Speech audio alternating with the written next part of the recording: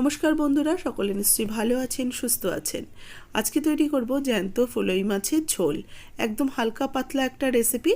এই ফলই মাছ অনেকে চেনেন, আবার অনেকে হয়তো চেনেন না। সেই জন্য আমি মাছটাকে পুরোটা একবার দেখাচ্ছি, যদিও এটা কেটে আনা হয়েছে। মাছটা কিন্তু খেতে খুবই সুস্বাদু, আর এটা একদম হালকা পাতলা করে রান্না করতে হয়। এটার মধ্যে কিন্তু একটু কাঁটা রয়েছে, একটু কাঁটাটা বেছে খেতে হয়। তবে অবশ্যই কিন্তু এই ঝোলটা অ্যান্টিপক্স, এটা এই সময় এই সিজনে খাওয়া ভীষণই উপকারী, সুস্বাস্থ্যকর। আজকের রেসিপিটা ভালো লাগলে অবশ্যই লাইক শেয়ার করবেন। যারা নতুন দেখছেন চ্যানেলটাকে সাবস্ক্রাইব করে নেওয়ার অনুরোধ রইল। ফলই মাছ আগে থেকেই ভালো করে কেটে ধুয়ে পরিষ্কার করে রাখা রয়েছে। এবার মাছের মধ্যে লবণ আর হাফ চা চামচ হলুদ গুঁড়ো দিয়ে দিলাম। লবণ আর হলুদ গুঁড়ো দিয়ে মাছটাকে ভালো করে মাখিয়ে নেব। ফলই মাছের গায়ে খুব ছোট্ট ছোট্ট রুপোলি আঁশ থাকে, সেই আঁশগুলোকে ভালো করে ছাড়িয়ে নিতে হয়। আর কিছু সবজি কেটে নিয়েছি। সবজির জন্য নিয়েছি একটা গোটা বড় দেখে একটু টমেটো নিয়েছি, আলু নিয়েছি, ঝিঙে নিয়েছি, এর সাথে নিয়েছি সজনের ডাঁটা। এর মধ্যে আপনারা গাজর কিংবা পটল, লাউ এই ধরনের সবজিও ব্যবহার করতে পারেন। মাছ ভাজার জন্য কড়াইতে বেশ খানিকটা তেল গরম হতে দিয়েছি, প্রায় 2 টেবিল চামচের মতো। তেল গরম হয়ে গেলে এর মধ্যে আমি লবণ হলুদ মাখানো ফলই মাছের পিসগুলো দিয়ে ভেজে নেব।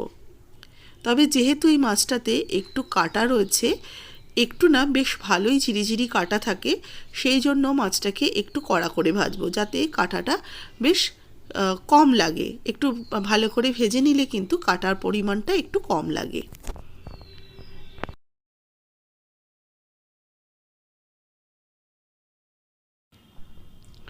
মাছগুলো এক পিঠ হয়ে গেলে আমি উল্টে দিচ্ছি।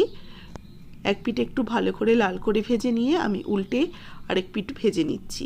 এইভাবে উল্টে পাল্টে একটু লাল করে মুচমুচে করে মাছটাকে ভেজে নেব।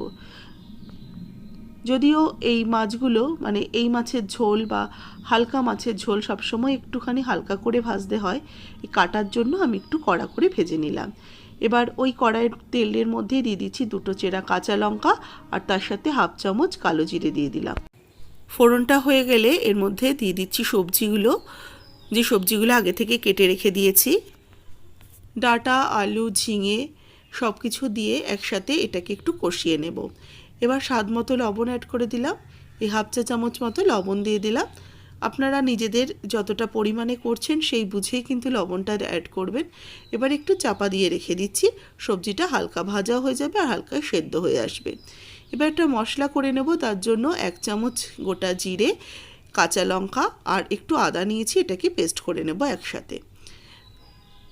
ঢাকাটা খুলে নিলাম। সবজিটা বেশ অনেকটা ভাজা ভাজা হয়ে গেছে। এবার এর মধ্যে দিয়ে দেবো বেটে রাখা আদা, জিরে আর কাঁচা লঙ্কার পেস্ট। সামান্য একটু জল দিয়ে দেবো। এর সাথে দেবো একটা টমেটো। এর মধ্যে দিচ্ছি হাফ চা চামচ হলুদ গুঁড়ো আর হাফ চা চামচ দিলাম ধনের গুঁড়ো। জিরে যেহেতু বেটে দিয়েছি আর আমি জিরের গুঁড়ো ব্যবহার করলাম না, অল্প একটু ধনের গুঁড়ো অ্যাড করলাম। এবার এই মশলাটাকে কিছুক্ষণ কষিয়ে নিচ্ছি। মশলা কষানো হতে হতে আমি একটু চাপা দিয়ে রেখে দিলাম। মিনিট 3-4 ঢাকা দিয়ে রেখেছিলাম। মশলাটাও কষানো হয়ে গেছে, তার সাথে কিন্তু সবজিও বেশ নরম হয়ে গেছে, আর টমেটোগুলো একটু নরম হয়ে গেছে। আমি একটু খুন্তি দিয়ে টমেটোগুলোকে ম্যাশড করে দেব। মশলা ভালো করে কষানো হয়ে গেলে দিয়ে দিচ্ছি এর মধ্যে পর্যাপ্ত পরিমাণে জল। প্রায় 1.5 কাপের মতো আমি জল অ্যাড করলাম। জল দিয়ে সবজিটাকে ভালো করে মিশিয়ে নিয়ে এবার এটাকে ঝোলটাকে একটু ফুটতে দেব। 2 মিনিট ঢাকা দিয়ে রেখেছিলাম। ঝোলটা বেশ ফুটে উঠেছে, কারণ মাছ দিয়ে খুব বেশি ফোটাবো না, সেই জন্য আলুটা ভালো করে সেদ্ধ হয়েছে কিনা একটু চেক করে নিয়ে এবার ভেজে রাখা মাছের পিসগুলো দিয়ে দিচ্ছি।